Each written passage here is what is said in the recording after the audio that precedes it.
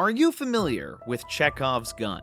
For my theater kids out there, this is not a new term. Put simply, Chekhov's gun is a literary principle that says that all elements of a story, no matter how big or small, are imperative and must be used at some point to serve the story you're telling. The famous imagery associated with this principle is when a stage play has a set that features a gun hanging on the wall.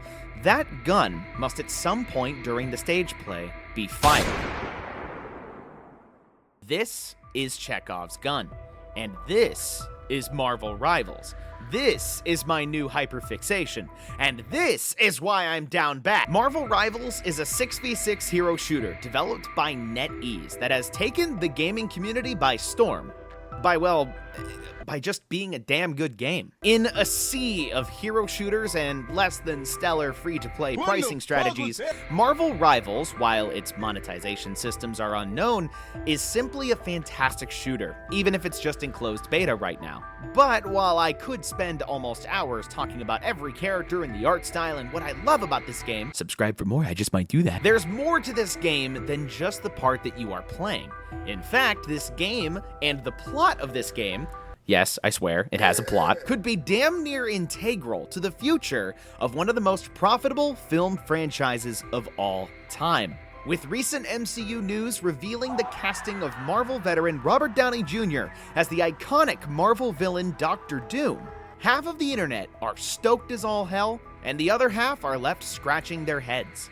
This has literally never been done before in terms of recasting a once dead protagonist as now antagonist. Theories are running amok on whether RDJ will be a proper Victor Von Doom variant or whether he's a Stark variant turned evil. No confirmations in sight, and we have 2 years to wait and find out just what the hell this moment means. But my friends, we don't have to wait 2 years.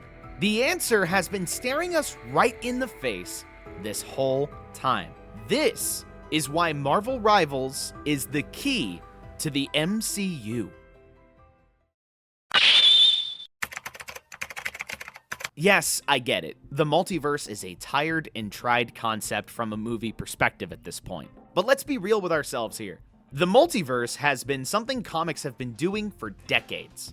Whether your favorite flavor of verse is spider-oriented or not, comics have been using multiverse stories to allow themselves to be more flexible with the stakes. From making Galactus-sized threats to reality as we know it, to resurrecting once-thought-dead characters to maintain appeal and attraction. We have already seen actors play multiple versions of themselves. Hell, we've seen actors play completely different characters within the Marvel multiverse, while admittedly to a limited degree. Robert Downey Jr. could very well be playing a variant of Victor or Tony. However, if we're being honest with ourselves here, he's gonna be a Tony variant. Why else would they bring him on stage? Why else would they make a big spiel about it at Comic-Con? Because the MCU is about to pull the greatest Hail Mary in all cinematic history. I'm no MCU shill. I really haven't been into the MCU since Endgame, but even I spy potential when I see it. I'll break down the true Endgame here towards the end of the video, so stay locked in for us to talk about that. Also, don't forget to like and subscribe if you enjoy gaming and movie content. While I like to talk about what I like a lot of things, and I think you may find something of mine that you enjoy in the meantime, so I'd appreciate it. From the very beginning, the MCU has been praised for its casting choices for certain characters. The obvious poster child of perfect casting choices has always been Robert Downey Jr.'s Tony Stark. From the very beginning, he has been praised as the perfect casting choice for Tony, and people have gone as far to say that now no one else can ever reprise this role, and no one will ever be RDJ. He has influenced the character to such an insane degree that now a majority of Tony's video game appearances are essentially riffs off of RDJ's version.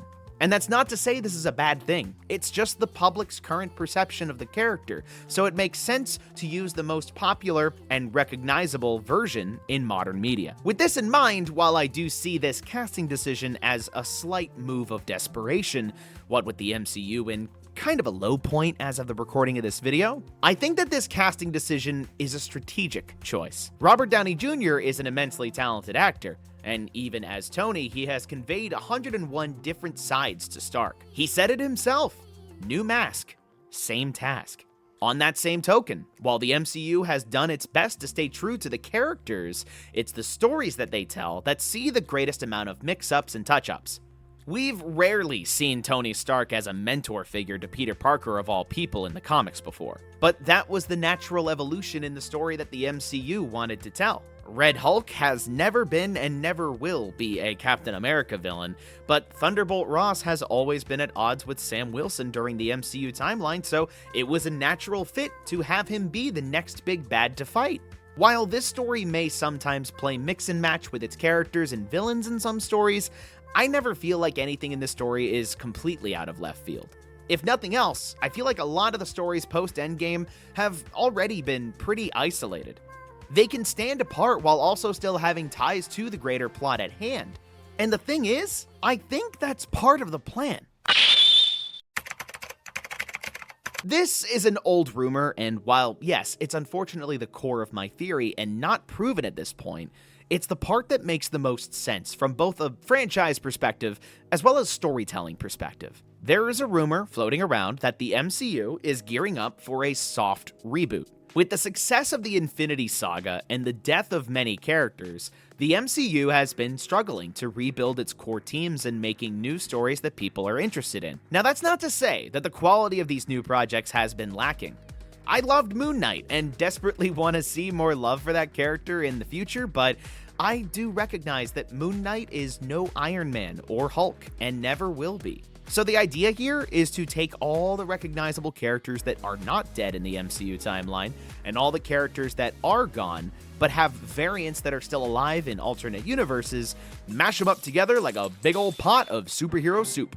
Call that superhero. This way, we can have our Spider-Man, but also get a new Iron Man to boot. So that way we can continue to tell comic stories for all of these iconic characters on the big screen, while not completely disregarding the story that was told in the main timeline so many years ago. I think Deadpool and Wolverine's handling of a Logan variant is the best example of this here. It doesn't completely write off Logan because, you know, he did, but it still allows a new story to be told with Hugh Jackman's Wolverine. Additionally, I think that post-soft reboot, we may see a Marvel universe that's more independent of one another in terms of stories, with perhaps the only interconnected stories coming from the team-up events, just like in the comics. Up until now, the MCU's biggest struggle has been that it feels like one giant piece of homework to catch up on 10 years worth of films just to understand the intricacies of the sacrifices made in Endgame and the stories that would then follow. A soft reset on the plot would allow for there to be a Marvel universe where you can start to tell Iron Man and Captain America stories again without all the baggage that came from the MCU. The Infinity Saga can finally exist on its own. We're also gearing up to add the Fantastic Four and the mutants into the fray, so I think interconnectivity, without fully committing to years and years worth of stories, is the play here. We could see a return to the way comic book movies were made in the early 2000s. But you know, better, with still a minor focus on the occasional crossover event starring our favorite characters. But how the hell would a soft reboot happen at this stage? The multiverse is already out of whack. We have characters like Deadpool and Wolverine hopscotching their way across the universes. There would have to be a monumental and catastrophic event that could seemingly smash all of the universes together. Once I knew that Secret Wars was the next event that the Avengers would undertake, that's what clicked the light bulb on in my head, and I needed to start some research. I'll bullet point most of Secret Wars for you, just in case you're unfamiliar. To simplify, Secret Wars was a crossover event where a being known as the Beyonder got bored one day and decided to snag a bunch of heroes and villains from the Marvel catalog, put them onto one giant planet called Battle World, and told them to fight one another. While their individual stories happened on Battle World, the major crux of the events that followed was actually Doctor Doom seizing the power of the Beyonder for himself, and the heroes had to team up to eventually stop him. Then the aftermath of Secret Wars would be where all the heroes returned to Earth, including a major Spider-Man plot, returning with his newly acquired black suit for the Venom storyline. Given that the Venom storyline is a massive question mark across both Sony and Disney at this point, I think it would make sense for them to lock in on the original story that birthed the symbiote in the first place. But so what? Secret Wars just sounds like another Infinity War of smashing all the heroes together again to fight a big bad.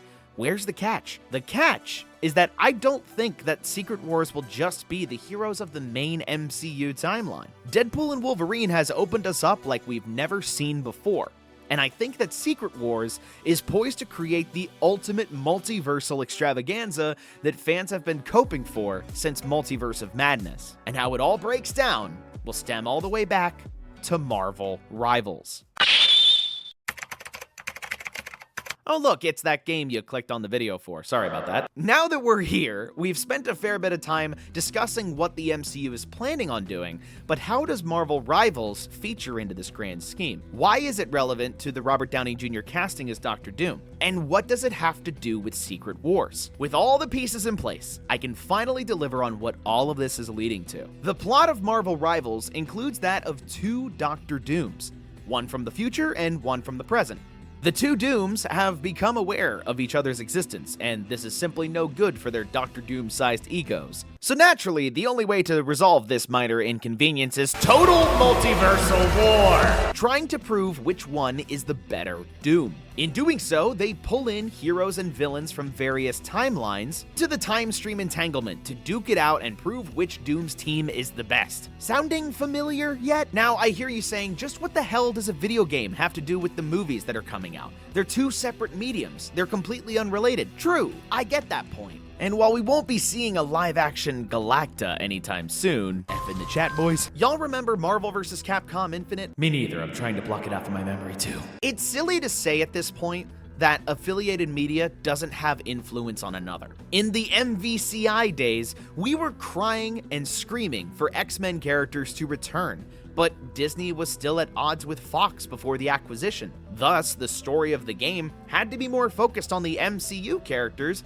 as opposed to all of the MVC veterans of the past. It was an Infinity Stone plotline involving Thanos and Ultron, in the same vein of the main story beats of the Infinity Saga of the MCU, and we saw this carry over into Marvel's Avengers. But now, Disney owns Fox and has the X-Men at their disposal again. Now again, Marvel Rivals isn't going to foretell the precise story beats of the next two Avengers movies. I'm not saying that. It's a hero shooter. It can't really do that in terms of storytelling. This is a bucket. Dear God. There's more. No. But I think there's a major glaring point to be made about Marvel Rivals and RDJ's casting. Notice how there's two Doctor Dooms. I don't think that the MCU would do fans a disservice as having the main Doctor Doom, one of the most iconic villains in all of comic history, be relegated to another villain whose origins somehow stem from Tony freaking Stark. Lord knows, we have plenty of those at this point. I think that Avengers Doomsday will see us have the introduction of a new Tony Stark variant who has come to the main MCU timeline to save us all. He will want to make sure that Earth is safe from interdimensional threats. Remember his whole thing about an armor around the world? With his army of robots, superheroes can finally take it easy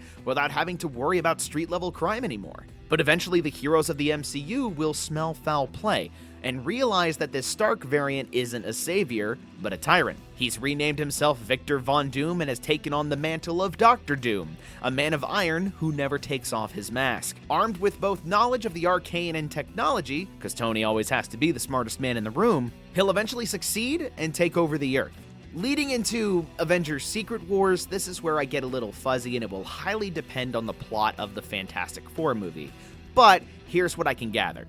A Doom variant from the Fantastic Four's original Earth will become aware of the Fantastic Four leaving his reality, and learns of the existence of another Victor Von Doom out there in the multiverse. Given that Victor Von Doom is almost integral to Reed Richards and Sue Storm's origins, I can't see there not being a Victor Von Doom in the Fantastic Four movie. So being obsessed with besting Reed Richards and also obsessed with this new mysterious entity that's parading around as himself, he will journey to the main MCU Earth and challenge our RDJ Doom to a contest of champions.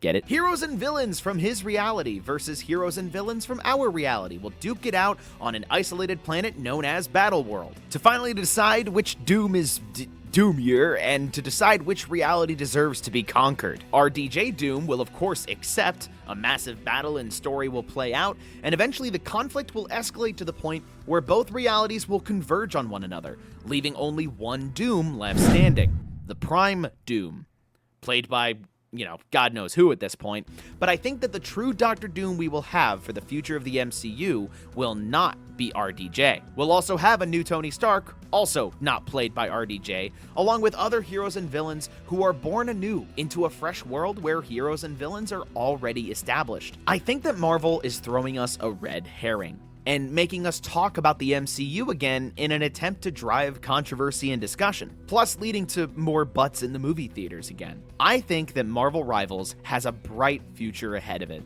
and, comment down below if you want me to talk about that game some more. I kinda wanna. And I think that the MCU will take some notes from the plot of this simple free-to-play hero shooter when it comes to the future of the MCU's plot. I think RDJ is a massively talented actor, and I think he'll do a great job. Whether or not he is playing a Victor variant or a Tony variant, it won't really matter at the end of the day. He's gonna kill it. But for the Doctor Doom fans who are disappointed that the MCU is treating your favorite villain as a publicity stunt, have no fear, as I think the multiverse saga we currently find ourselves in will reach a boiling point, where another Doctor Doom out there in the multiverse will come breaking in to prove to Tony Stark that all roads lead to doom. All right, I had to throw on the Doctor Doom fit for the end of this video. Does it work? Does it? Am I cooking here? Am I cooking here? Please comment down below. Rate the fit. Please be gentle. That's all I got to say here today. I know it's a pretty big theory, and I wanted to combine my newly acquired hyperfixation of Marvel Rivals with this insane news and see if this theory could hold any water, which I think it does. But we'll just have to see in time. But as always, thank you so very much for clicking on this video. Do not forget to like the video, show the algorithm some of that love, subscribe for more content, and as always, I've been your host all night. And do not forget to stay loved, keep loving, and have a wonderful night.